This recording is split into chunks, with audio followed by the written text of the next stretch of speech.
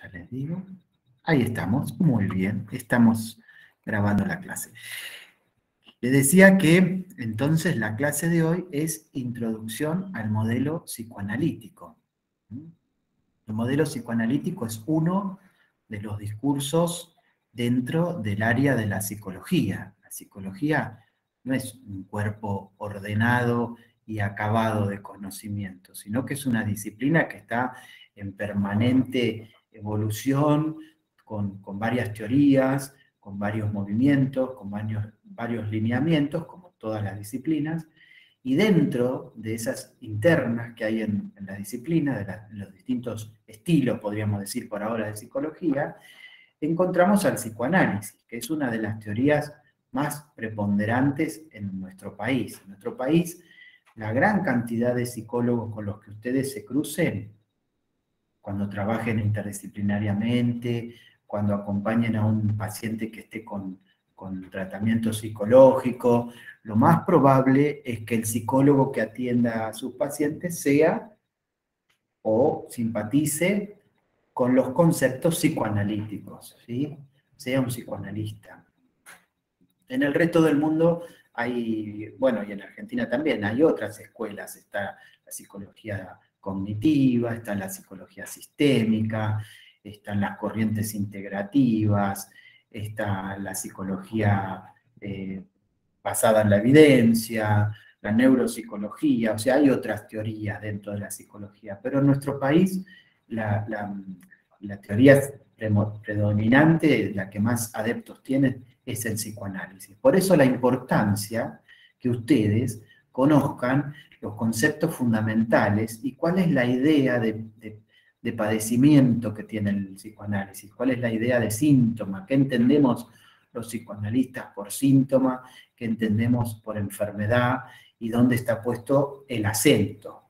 ¿Para qué? Para que entiendan la lógica de la estrategia de intervención del psicólogo que va a atender probablemente a sus pacientes. No quiero decir con esto que todos los psicólogos con los que le toque trabajar vayan a ser psicoanalistas, pero estadísticamente sabemos que sí, que la mayoría sí. El psicoanálisis, cuando uno nombra, bueno, vamos a estudiar psicoanálisis, generalmente nos asustamos un poco, lo relacionamos con algo complejo, con algo, con un cuerpo de conocimiento bastante extenso e inacabado, con gente que habla raro, que usa palabras difíciles, ¿no? Indudablemente, si yo les digo a ustedes psicoanálisis, seguramente lo asocien con la interpretación de los sueños, con Sigmund Freud, con el diván. Bueno, sí, un poco de todo eso se trata el psicoanálisis, pero el psicoanálisis es mucho más que esto que estamos diciendo. El psicoanálisis es el intento, uno de los pocos intentos, y ese es el gran mérito del psicoanálisis, es un intento de dar respuesta a la pregunta de la humanidad, la gran pregunta de la humanidad, ¿qué es una mente? O sea, cuando yo pienso en el psicoanálisis, lo primero que tengo que tener en claro es que es una disciplina, es un movimiento intelectual que tiene muchos años, más de 100 años, fundada por Sigmund Freud, y que a Freud lo obsesionó la idea de poder dar respuesta a esa pregunta, de poder responder a la humanidad qué es una mente. Una pregunta que algunos filósofos ensayaron, pero que ninguna disciplina dentro de la psicología ha podido responder al 100%. La verdad es que no sabemos exactamente qué es una mente. Lo que tenemos entonces son teorías de qué sería la mente, cómo se constituye, cómo funciona y para qué sirve. ¿Está? Entonces, ese es el primer concepto que tenemos que tener en claro.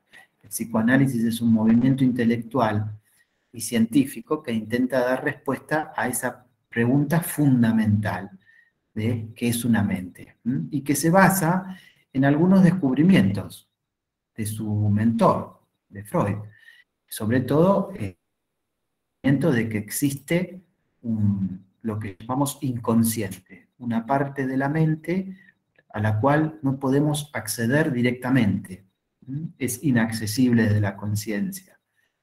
Bueno, yo les preparé un resumencito para que no se aburren con mi cara. Les preparé unas diapositivas para ir mostrándoles, así que se las voy a compartir, así no se hace esto tan plomazo de escucharme a mí hablar y verme y nada más. ¿Mm? A ver,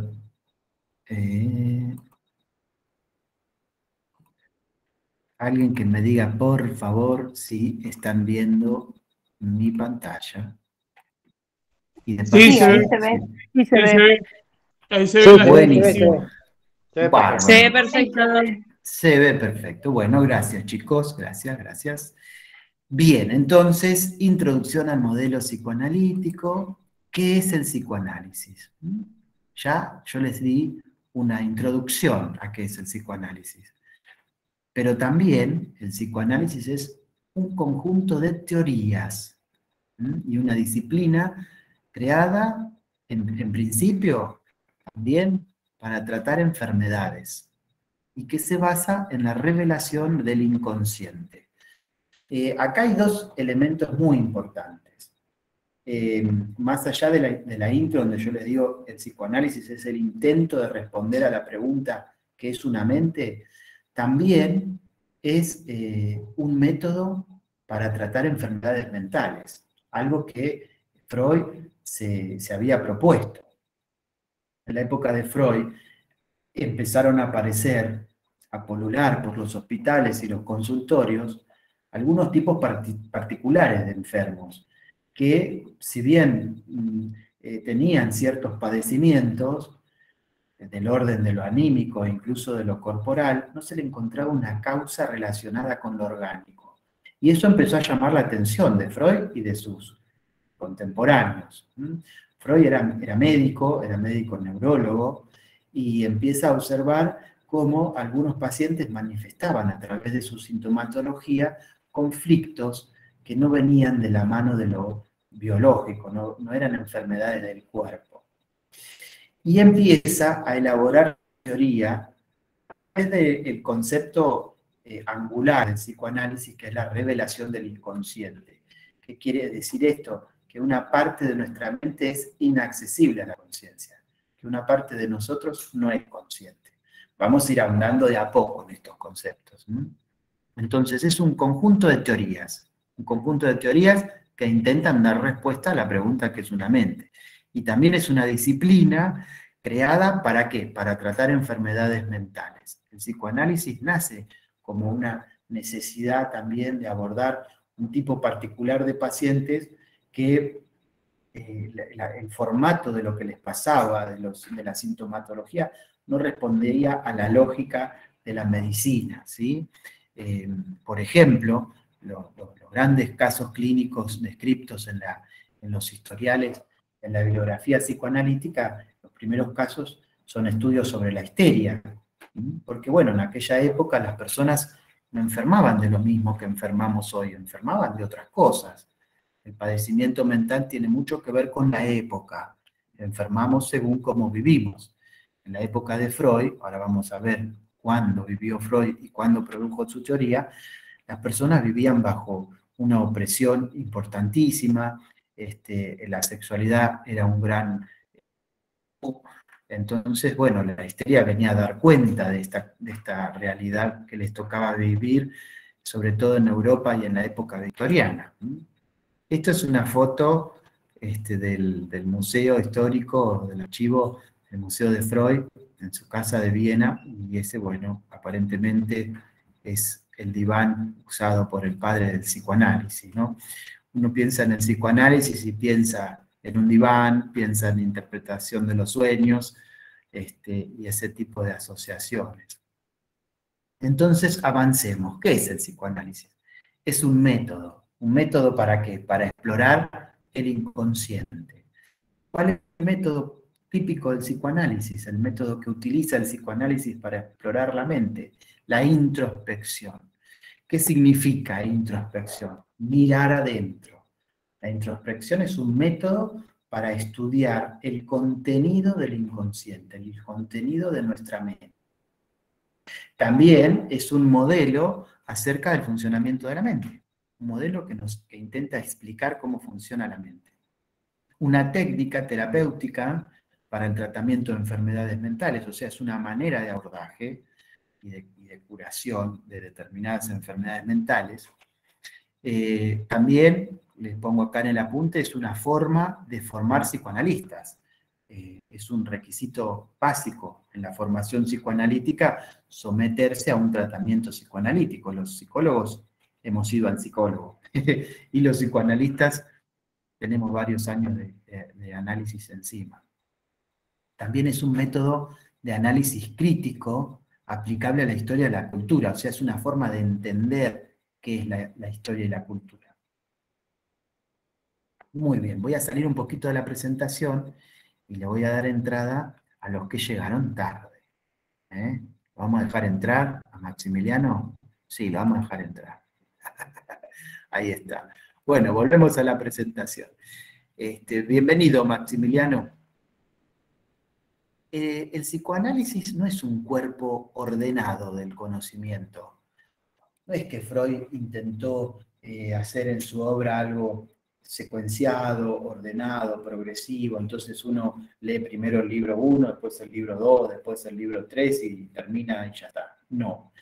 Más bien es un compendio de apuntes, de observaciones, de recortes clínicos, de teorías, que en algún momento se dice una cosa y en otro se rectifica o se mejora o se ahonda en determinados temas o incluso se contradice. Lo que se dice en una parte, en otra se resuelve diferente. Entonces uno no tiene una manera de estudiar el psicoanálisis cronológica, no sería una muy buena idea.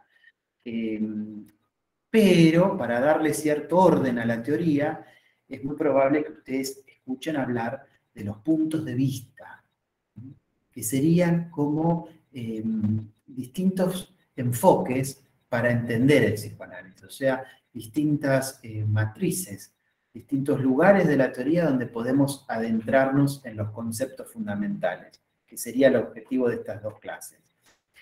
Uno de esos puntos de vista es el punto de vista económico, que nos va a describir los procesos psíquicos según la circulación y distribución de energía. Freud, cuando describe el psiquismo humano, lo piensa como energía que está circulando en una máquina. Freud habla de la máquina, habla de un aparato. ¿Por qué? Porque él está atravesado por su momento histórico y cultural en el momento que él está pensando, está atravesado por el paradigma de la época. Entonces, punto de vista económico, los procesos psíquicos son explicados según circulación y distribución de energía, no de energía eléctrica, sino de energía psíquica, un tipo especial de energía propuesta por esta teoría. Y después la vamos a describir un poquito mejor, la energía psíquica. Otro punto de vista sería el dinámico. Desde el punto de vista dinámico, los acontecimientos del psiquismo serían explicados según el resultado de fuerzas que pueden estar encontradas, desencontradas, enemistadas, contrarias, o sea, generar el conflicto por fuerzas que se desencuentran. Y por último, quizás el más conocido, el punto de vista tópico, que nos va a suponer la descripción del aparato psíquico según diferentes sistemas o subsistemas que Freud va proponiendo a lo largo de su obra, que como es muy extensa, en general está dividido en dos grandes momentos teóricos. El primer gran momento se lo conoce en el ámbito académico y de los que estudiamos el psicoanálisis como primera tópica. Y el segundo momento, segunda tópica. En la primera tópica describe a la mente según 3 niveles de conciencia: inconsciente, preconsciente y conciencia. Eso sería la piedra angular del primer momento teórico del psicoanálisis. Freud va a hablar en su primera tópica de 3 niveles de conciencia, donde en el inconsciente no hay nada de conciencia, el preconsciente sería un espacio intermedio, donde hay contenidos ajenos a la conciencia, pero que podrían ser conscientes, Y por último, la conciencia, que lo va a describir de muchas formas, pero que por tener alguno de las definiciones podríamos decir que para el psicoanálisis la conciencia es un órgano perceptual para la aprehensión de cualidad psíquica, o sea, es el punto de contacto con el exterior y la entrada de información a través de los órganos de los sentidos. Bueno, antes de seguir con la próxima diapositiva voy a entrar, creo que había alguien que estaba pidiendo acceso, no sé qué pasó. Bueno, seguimos entonces. Bien, les decía hace un momento que todos los grandes teóricos, los científicos, incluso los filósofos, producen pensamiento, producen teoría, producen conocimiento. En general, vamos a estar atravesados por el paradigma de la época, vamos a estar atravesados por las grandes ideas revolucionarias del momento histórico en el que nos toque vivir. Por ejemplo, en la actualidad, el gran paradigma es el paradigma de la información, es la era digital, del intercambio de bits, de datos, del flujo de información a través de la electrónica, de las redes cibernéticas y de las computadoras y de las redes sociales. Bueno, ese es el gran paradigma que nos atraviesa a nosotros, a ustedes, a mí, y nuestra mente va a entender la realidad atravesada por ese paradigma. Pero Freud no vivió el paradigma digital, él vivió otro paradigma. Las ideas revolucionarias de la época de él tenían que ver con las ideas de principios del siglo pasado. ¿Cuáles eran las ideas y paradigmas revolucionarios de la época de Freud? Que no fue hace 1000 años, fue hace 100 y poquitos años, pero que han cambiado drásticamente en las últimas décadas. Las ideas de, por ejemplo, Charles Darwin.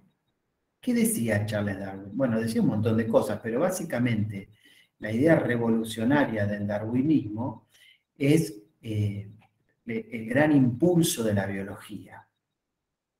Un acontecimiento que descubrió que fue revolucionario en su momento y que generó un profundo cambio en la idea, en las ideas de la época. Un cambio, cuando hablamos de revolución, es algo, un acontecimiento que genera un cambio en distintos niveles. A nivel científico, a nivel intelectual, a nivel cultural, económico. O sea, es una idea que conmociona el status quo, que conmociona la manera de entender el mundo. Es muy larga la teoría darwiniana y generalmente cuando uno dice Darwin, muchas personas lo asocian con la evolución, la teoría de la evolución. Sí, y con esto de que el hombre desciende del mono. Bueno, eso es un detalle de la teoría darwiniana. Les diría que es un detalle de color, pero lo realmente revolucionario de las ideas darwinianas, lo que él descubrió observando la naturaleza, es que existen, y esta es la idea central, existen en la naturaleza dos fuerzas que animan, que determinan, que impulsan la conducta de todos los seres vivos, desde los más simples hasta los más complejos, hacia dos objetivos bien diferenciados. Propone Darwin que dos fuerzas animan la vida biológica. Esas dos fuerzas él las llama la fuerza por la supervivencia del individuo y de la especie. Esto fue realmente muy revolucionario, hoy nos parece obvio y está totalmente instalado en el inconsciente colectivo y en el imaginario social. Decimos, sí, claro. Bueno, pero en el momento que él teoriza sobre esto, fue una idea que generó mucha luz sobre muchos temas. Entonces, Darwin va a aportar esto. En la naturaleza existen dos fuerzas que determinan la conducta de todos los seres vivos. Una que nos orienta hacia la supervivencia como individuo, nos impulsa a sobrevivir, y otra que nos impulsa a sobrevivir como especie. También las ideas de Newton, desde la física, donde el paradigma más fuerte de la época de Freud es el paradigma de la máquina. Freud piensa desde ese lugar, desde el lugar de las máquinas. Piensa en nuestra mente, fíjese qué manera rara de llamar a la mente. Dice aparato psíquico, como un aparato. Cuando pensamos en un aparato, pensamos en una máquina, en una computadora, en una, no sé, acá yo tengo a mi vista una impresora. Un aparato es un complejo sistema de partes y de instrumentos. Bueno, eran las máquinas, las primeras máquinas, las ideas revolucionarias de la época de Freud, ¿no? El gran paradigma de la época de Freud era la máquina.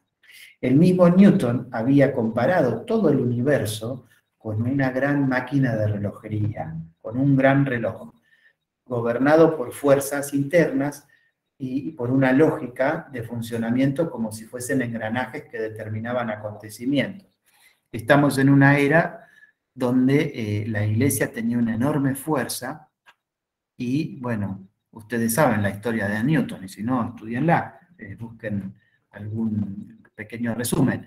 Él dice, bueno, esa máquina, ese gran reloj, se pone en funcionamiento por una fuerza externa, Dios, y de esa manera se salvó la cabeza un tiempo, ¿no? Bueno, antes de los conceptos fundamentales, voy a ver si hay gente para entrar. Yo creo, o alguien me los está haciendo entrar, o no sé qué pasa. Espero que no estoy dejando gente afuera. Pero, no, acá están, acá están, acá están. Ok, muy bien. Bueno, ¿vamos hasta acá, chicos? ¿Sí? ¿Seguro? ¿Vamos sacando algunas ideas en claro? Bueno, bárbaro, Valeria. ¿Quién está ahí Sí, sí. hablando? Muy claro, Bueno, muy claro. buenísimo, Sí, muy claro. Marcela. Gracias, Miriam. Bueno, Sí, sigamos sí. un poquito, no los quiero dormir, espero que no se me duerman. Muy bien, entonces, mi idea no es que ustedes se vuelvan todos psicoanalistas, lleva una vida estudiar el psicoanálisis y todas sus técnicas y todos sus conceptos, pero sí que ustedes entiendan qué entienden los psicoanalistas cuando hablan de síntomas, qué entienden los psicoanalistas por enfermedad, dónde van a poner el foco de interés, el foco de atención. Con ese objetivo ya voy a estar más que contento. Conceptos fundamentales. Uno de los conceptos más importantes es el de pulsión.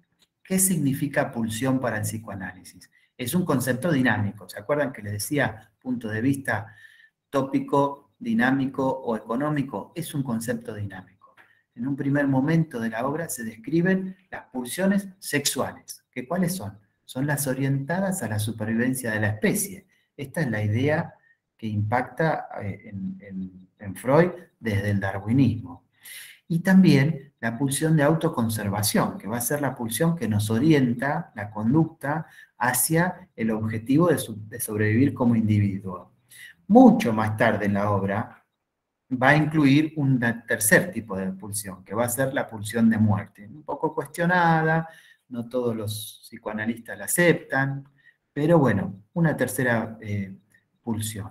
Las dos más importantes son la pulsión sexual y de autoconservación, que orientarían la conducta hacia esos determinados fines. No dice cómo cumplir con ese fin, pero sí impulsa la conducta hacia esos objetivos. También el concepto de líbido. ¿Qué sería la libido? Bueno, como toda máquina, para que una máquina entre en funcionamiento, para que una máquina funcione, genere una fuerza, genere un trabajo,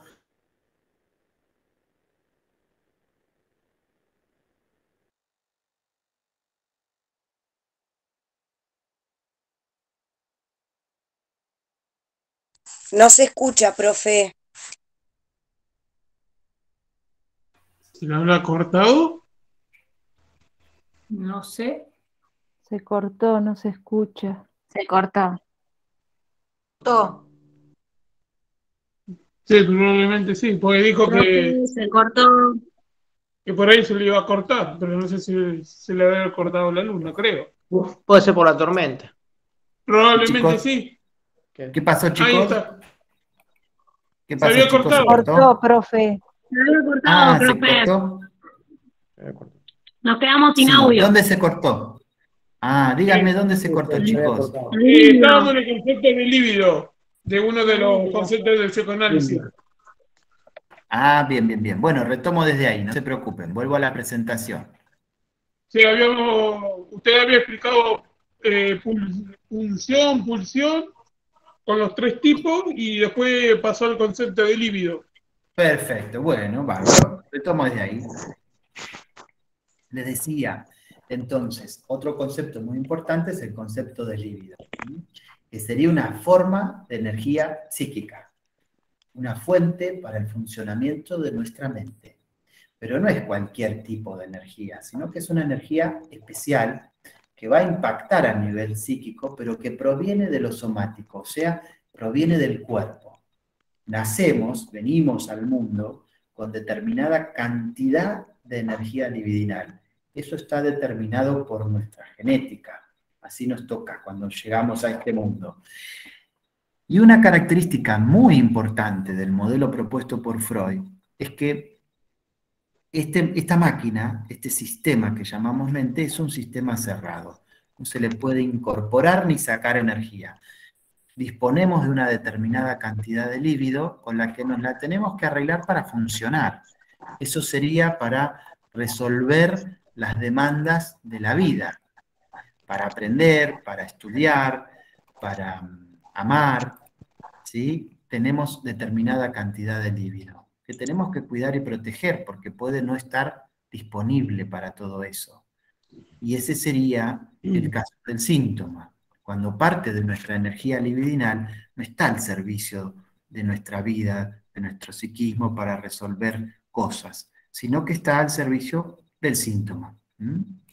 Bueno, muy bien, pasemos a la diapositiva siguiente. Entonces ustedes ya tendrán idea hacia dónde apuntamos, ¿no? Estamos hablando de un paradigma, de un paradigma revolucionario en el 1900, de un paradigma que modificó la idea de entender el mundo y de trabajar y de relacionarnos las personas.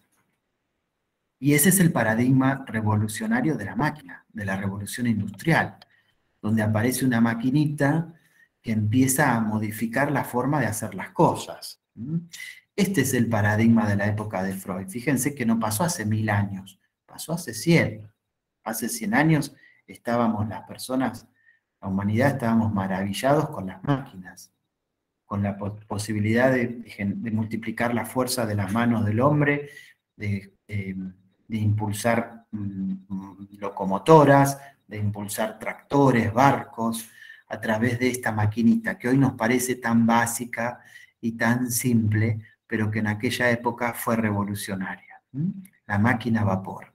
La máquina a vapor que modificó la manera de trabajar de las personas, también modificó la manera de producir bienes, generó la posibilidad de que aparezca una nueva clase social, que son los que podían comprar esa máquina y ponerla a trabajar en una fábrica, la burguesía, y vender el exceso de producción, los comerciantes que podían intercambiar bienes de producción masiva a través del exceso de producción. Las personas que vivían en el campo produciendo materia prima a través de la revolución industrial empezaron a ir a vivir a las ciudades y se generaron los grandes conglomerados de personas. Bueno, esto da para hablar un montón, no me quiero ir por las ramas, pero sí quiero que les quede claro que esta maquinita en la época de Freud era la gran revolución, era el gran paradigma de la época. ¿Y cómo funciona una máquina a vapor? Yo se lo tengo que explicar porque para nosotros esto hoy es muy ajeno, hoy estamos ante otra revolución, ante la revolución digital, y nuestros autos, nuestros trenes, nuestros aviones trabajan con otro tipo de motores, los motores de combustión interna, pero la máquina a vapor es una máquina que transforma un tipo de energía, el fuego, en otro tipo de energía.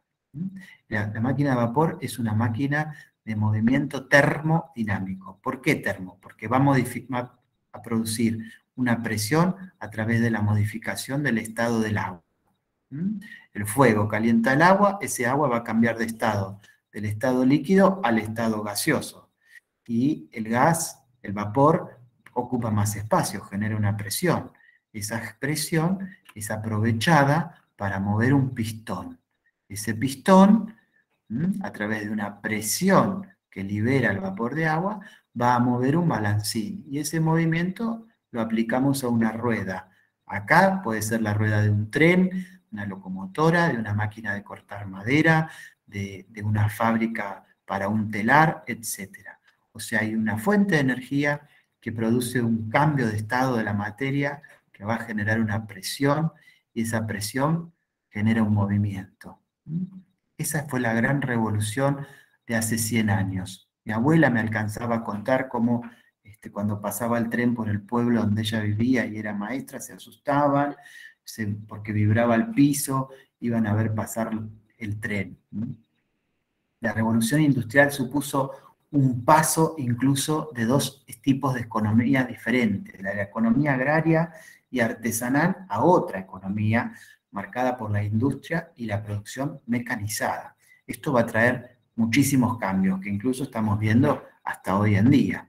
Esta idea impactó en cómo Freud intentó dar respuesta a esa preguntita que les decía al principio de la clase acerca de qué es una mente. Es una máquina, dijo él también. Es un aparato donde hay una fuente de energía. Ya saben ustedes cómo se llama, no es el fuego, es la libido. Y que esa libido va a generar un movimiento. ¿Hacia dónde? Hacia dos fines. Hacia el fin de la pulsión de autoconservación, sobrevivir como individuo, o de sobrevivir como especie, la pulsión sexual. Bueno, dijimos también que había dos momentos en la historia psicoanalítica. Un primer momento que lo conocemos como primera tópica, que va más o menos entre 1913 y 1915, y un segundo momento, que lo llamamos segunda tópica, a partir del 1923 más o menos, ¿no? Del 15 al 23 y unos años más. Y que en la primera tópica la mente había sido descrita como niveles de conciencia. La conciencia, el preconsciente y el inconsciente. Fíjense que en este gráfico el área afectada al inconsciente está determinada por el segmento mayor. Todo esto sería el inconsciente. Me está diciendo, la mayor parte de nuestra mente es el inconsciente. Y una parte más pequeña sería la conciencia. Las personas somos entonces conscientes de una pequeña porción de la realidad, de una pequeña porción del contenido de nuestra mente. En la segunda tópica, los conceptos van a adquirir movimiento. El inconsciente, el preconsciente y el inconsciente los va a tomar como niveles de conciencia. No es que esté mal eso, sino que le da una vuelta más, le da una vuelta de rosca más, y va a hablar del ello, el yo y el superyo. Tres instancias psíquicas que a su vez tienen aspectos conscientes, preconscientes e inconscientes, el yo, el superyo también, y el ello va a decir es todo inconsciente. Bueno, entonces, ¿qué es el sistema consciente? Es el punto de contacto con el afuera. Hoy les decía, es un órgano perceptual para la aprehensión de cualidad psíquica. Va a ser la manera en la que incorporamos al sistema la información, la realidad, a través de todo lo que percibimos. Percibimos con los ojos, percibimos con el oído, percibimos con el tacto, percibimos con los sentidos. Tanto del mundo exterior, que sería de la piel para afuera, como del mundo interior, que serían nuestros pensamientos, que comprende aquello de lo que nos damos cuenta en un momento determinado de tiempo. O sea, el sistema consciente nos va a brindar información del aquí y ahora, de este momento en particular del tiempo. Freud plantea que las personas solo somos conscientes de una partecita de los pensamientos y de las imágenes y de los recuerdos, esclareciendo que también las otras instancias, el preconsciente y el inconsciente, están presentes a la hora de percibir, pero que no somos conscientes de ese proceso. Fíjense que nos está dando una información importante. Para los psicoanalistas, en nuestra mente hay más información de la que creemos. Es la traducción de esto. Percibimos conscientemente, pero también percibimos inconscientemente. Y somos conscientes de una pequeña porción de nuestras vivencias, de nuestros recuerdos, de nuestras imágenes. El segundo sistema propuesto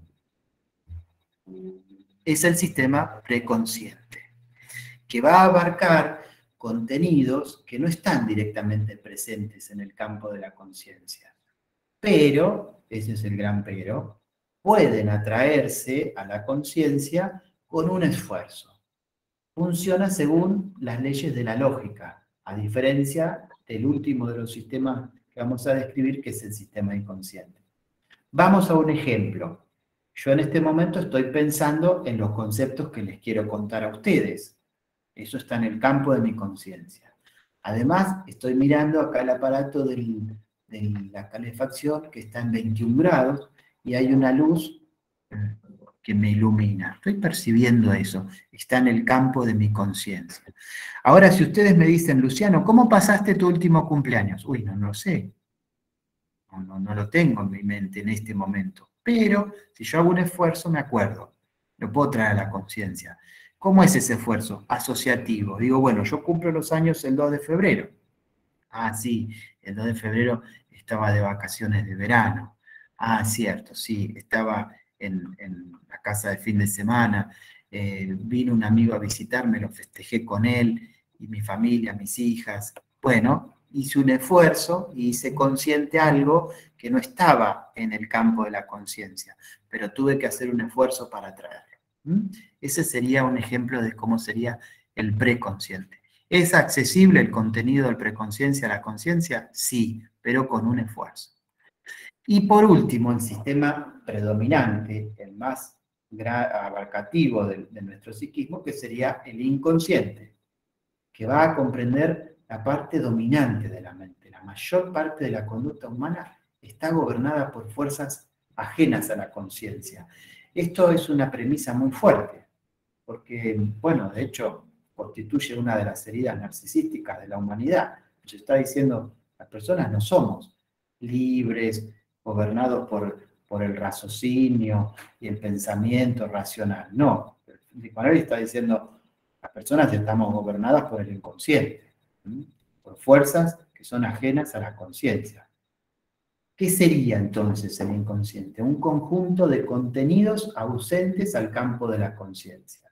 Esa es una buena definición de qué es el inconsciente. Un conjunto de contenidos de nuestra mente ausentes en el campo de la conciencia y que va a funcionar de una manera totalmente distinta a las otras dos instancias psíquicas. O sea, el inconsciente funciona diferente a la conciencia y a la preconciencia. Va a funcionar por una forma diferente, contraria a la lógica. A su vez, dentro de la estructura del inconsciente va a existir un área especial donde los contenidos que están ahí son aquellos contenidos potencialmente peligrosos. Son contenidos que tienen la capacidad de producir displacer a nivel de la conciencia. Son los contenidos reprimidos. Y no los reprimimos así nomás, los reprimimos activamente, manteniéndolos afuera del área de la conciencia. Ese proceso fundamental para entender cómo piensan la mente los psicoanalistas se llama represión. La represión constituye un mecanismo de defensa del psiquismo. ¿En qué va a consistir? En el desalojo activo de la conciencia de aquellas representaciones, vivencias, imágenes, sentimientos que tengan la capacidad de producirnos displacer. Entonces viene la escoba de la represión y lo barre, no sin conllevar un gasto de energía psíquica. O sea, no es gratis reprimir, nos empobrece energéticamente. Ese es el gran problema. Si no fuese gratis reprimir, reprimiríamos lo que nos hace mal, lo que nos genera angustia y ya se acabó. Pero no es gratis. La personalidad, la persona, queda empobrecida energéticamente. Les doy un ejemplo de esto. Acá seguro que hay docentes en el grupo. Los docentes a veces vemos que un alumno que venía aprendiendo lo más bien, de repente está distraído, no se puede concentrar, le cuesta aprender, pareciera que está pensando en otra cosa, Entonces indagamos y descubrimos que está atravesando por un momento difícil, doloroso, en su familia o lo que sea. Bueno, no está disponible la energía libidinal para el aprendizaje, está al servicio del síntoma. Y entonces la persona queda empobrecida para otras funciones. Bien, voy a hacer un pequeño, no, qué pequeño si ya me queda poco tiempo. Sigo. ¿Cómo van, chicos? ¿Los aburrí? ¿Los maté? ¿No? No. No, para nada. ¿Seguimos otro poquito? ¿Sí? Bueno, no, me dice Mabel. Ok, bien, sí. Ok, Sí. seguimos. Bueno, seguimos un poquito. Entonces, vamos a continuar con los conceptos de la... Yo les decía que era primera tópica, consciente, preconsciente, inconsciente. Lo van a encontrar en el apunte, más allá de estas diapositivas que son como una ayuda a memoria para no irme por las ramas. En la segunda tópica, el modelo adquiere una mayor profundidad. Los conceptos se vuelven más dinámicos e interactúan entre sí. Y va a describir el aparato psíquico según otros 3 conceptos: ello, yo y superyo. ¿Qué sería el ello? El ello es una instancia psíquica que viene con nosotros al nacer, viene con nosotros al mundo. O sea que al principio solo somos ello, solo existe el ello. En alemán, das ist se pronunciaría. Y sería el depósito de todas las pulsiones. El ello es el gran depósito de las pulsiones, que va a obtener su fuerza de manera directa de las necesidades y de los procesos corporales. O sea, la energía libidinal proviene de procesos del cuerpo, de lo somático. Las mismas, como por ejemplo el hambre, tienen que satisfacerse, o de lo contrario, ¿qué va a pasar? Va a aumentar la tensión en el sistema. Produciendo ¿qué cosa? Displacer. Fíjense qué importante. Cuando aparece una necesidad, esa necesidad rompe con el equilibrio del sistema, aumenta la tensión interna, y ese aumento de la presión interna es percibido como displacer. Y por el contrario, la satisfacción de la necesidad produce la disminución de la tensión interna, y esa disminución de la tensión interna lo percibimos como placer. Entonces, ahí la gratificación es inmediata. El ello no puede tolerar demora en la satisfacción. El ello busca la satisfacción de la necesidad lo antes posible. El principio que gobierna el ello es el principio del placer, la búsqueda del placer. ¿Qué sería el placer? La reducción de la tensión interna, ¿sí? ¿A través de qué? De la satisfacción de la necesidad. Vamos a un ejemplo de esto. Bueno, resulta que tenemos hambre. Bueno, estamos en el medio de una clase, podemos aguantar un rato. ¿Cuánto rato podemos aguantar? Bueno, primero me acuerdo cada tanto que tengo hambre, después empiezo a sentir un enorme displacer, después ya hasta me puede doler la panza, si no atiendo a la necesidad. Perdóname, Sandrita, te silencio porque se escuchan unos ruidos raros. Acá también, no sé quién es. No lo tomen a mal, chicos, es porque se escucha mucho ruido. Bueno, entonces les decía, la disminución de la tensión interna a través de la gratificación va a producir placer. El ello es una maquinita de buscar reducir la tensión interna. Y se va a servir para ese objetivo de 2 técnicas: la acción refleja y el proceso primario, o sea, lo que hoy podríamos decir lo instintivo, lo automático. Si el objeto necesario no está disponible, no está al alcance, lo que va a hacer es formar una imagen mental. Esa producción de imágenes dirigida a la gratificación se la llama proceso primario. Va a servir un ratito, después hace falta que aparezca el objeto real. Por ejemplo, tengo hambre, tiene que aparecer el alimento. No alcanza con que yo lo imagine. Alcanza un ratito. el bebé tiene hambre, necesita que aparezca la teta. Aparece la teta y eso va a producir una disminución de la presión interna. Deja de llorar. ¿Tá? Y ahí hay un registro de que hay un objeto que colma la necesidad y produce placer. Cuando hablamos de placer y de sexualidad desde el psicoanálisis, hablamos de un objeto que tenga la capacidad de producirnos placer. No hablamos solamente de genitalidad. La sexualidad para el psicoanálisis es algo mucho más abarcativo, mucho más amplio y mucho más complejo que la genitalidad. La capacidad de los infantes de tolerar la demora de la gratificación se desarrolla al tiempo que se van haciendo conscientes del mundo separado. O sea, las personas vamos registrando que somos separados del resto, que hay yo y no yo. Yo soy yo y mamá es mamá. Ese proceso de separación del mundo externo va a ocurrir, va a generar, la segunda instancia psíquica, que no viene con nosotros al mundo, sino que es una parte de nuestra mente a producir, a generar, en interacción con otros humanos, y diferenciándonos lentamente. Esa segunda instancia psíquica es el yo. El yo, que se forma rudimentariamente, empezamos a observar los primeros vestigios de su existencia, más o menos a partir de los primeros 6 meses de vida, o sea, es un proceso de constitución del yo. Mientras el infante se halla en la etapa oral del desarrollo.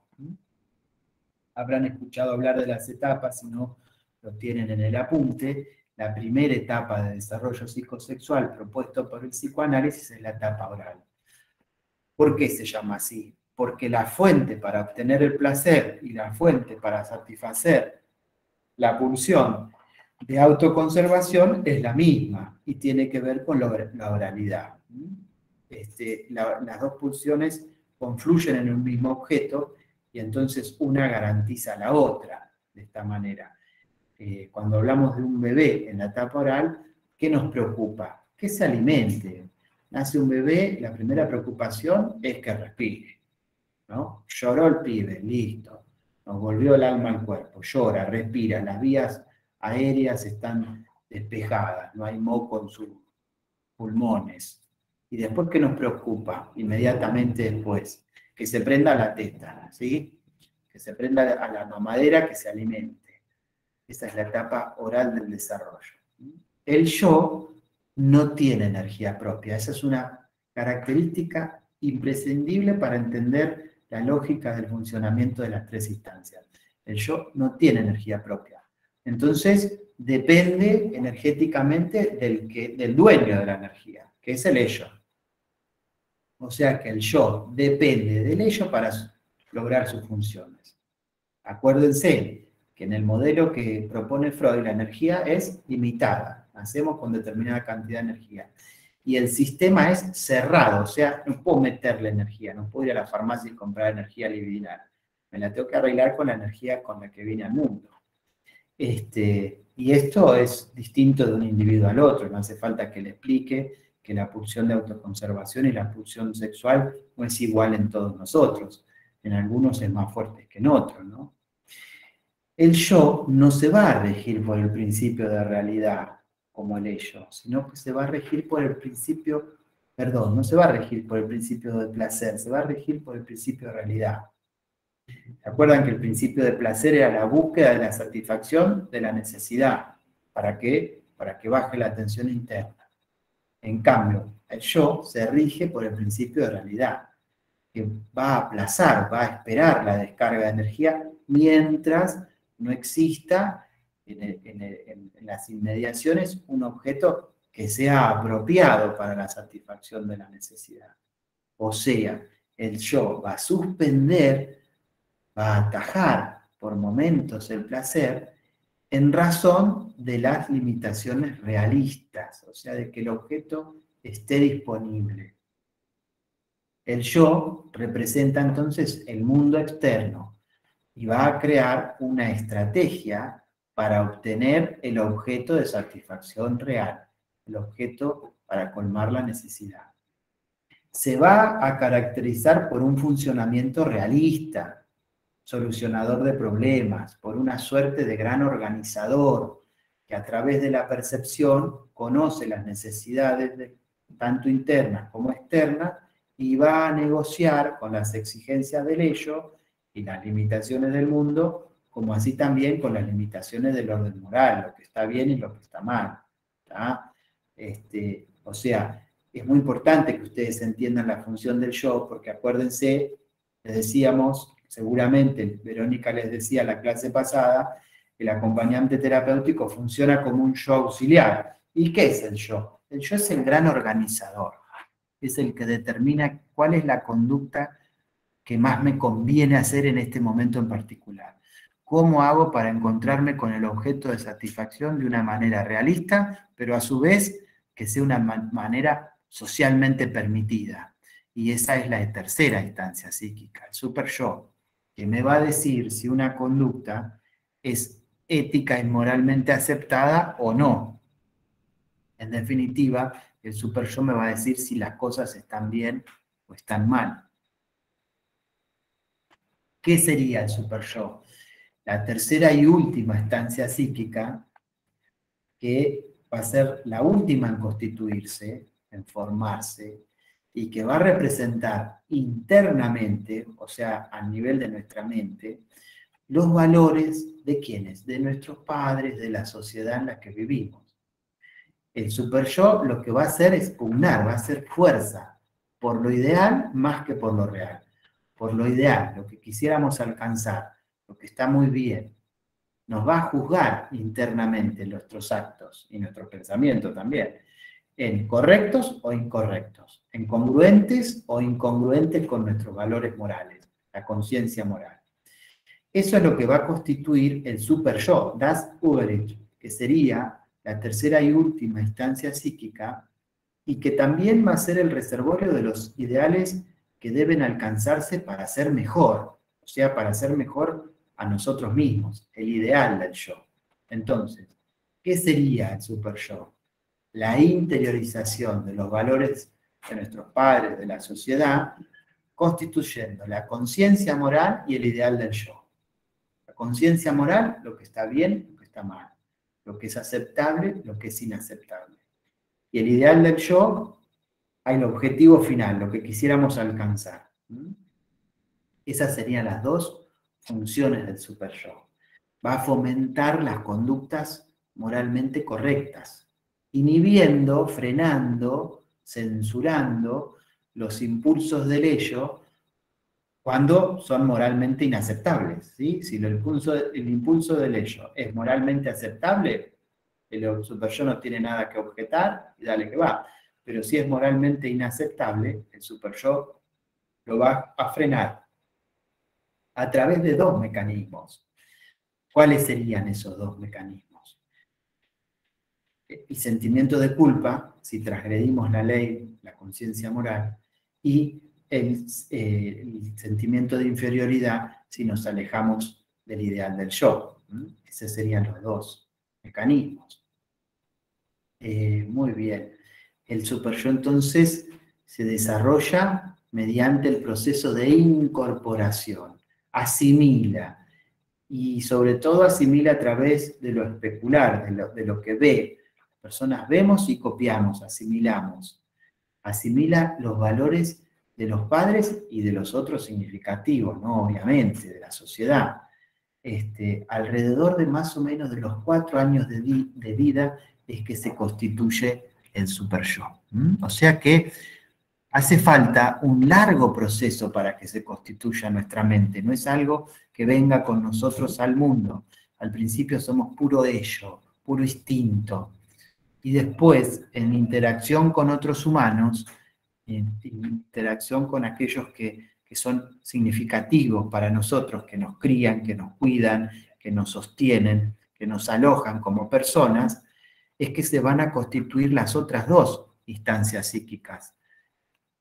El yo y el super yo. En consecuencia, en ese largo proceso de constitución del psiquismo humano pueden pasar cosas. Puede pasar que salga todo bien, o puede pasar que haya fallas. Algunas fallas Bueno, van a determinar características de personalidad, etcétera. Y fallas graves van a determinar distintas estructuras de nuestra mente. Y ahí entramos lentamente en el terreno de la psicopatología. La mente es algo a construir, es algo a producir. Y en esa producción pueden pasar cosas. ¿Estamos? Bueno, yo creo que fue mucho por hoy, porque es un tema complejo y entonces no los quiero empachar de cosas. Vamos a seguir la próxima clase un poquito más, ¿está?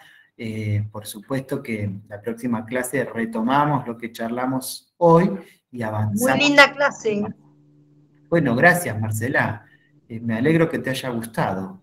Sí, un hilo conductor muy lindo para seguir la clase, o sea, se puede seguir y escuchando, interpretar, muy bueno. Bueno, me alegro. Chicos, yo lo que les recomiendo es que no se frustren con el psicoanálisis, es complejo, es una manera bastante diferente de pensar, entonces es como aprender un idioma nuevo. Cuando uno empieza a aprender un idioma nuevo, al principio escucha al profesor y no entiende nada, es este tipo de qué está hablando. Después escuchamos y entendemos, pero no podemos hablar, no lo podemos repetir. Y por último, después de mucho machacar, leer, estudiar y conversar con otras personas, podemos explicar y reproducir los conceptos. Bueno, con el psicoanálisis pasa algo medio parecido. Toda esta intro larga que tenemos que hacer en 2 clases, en realidad, es para llegar al objetivo de poder explicarles qué es el síntoma para el psicoanálisis. De más está decirle que ya ustedes tienen los primeros elementos importantes para comprender que el síntoma para el psicoanálisis es una de las posibles manifestaciones del inconsciente y que tiene que ver con un conflicto intrapsíquico, con una imposibilidad de satisfacción de la pulsión.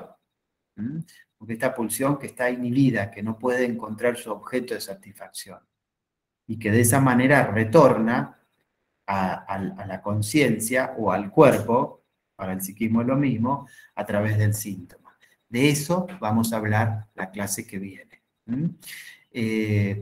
Ahora sí, les recomiendo que lean el apunte que les subí sobre la introducción al psicoanálisis, léanlo, marquen lo que no entiendan, y les voy a dejar esta clase grabada y también les voy a dejar una clase mía, pero explicando este tema completo, por si alguien lo quiere volver a escuchar. ¿Les parece bien?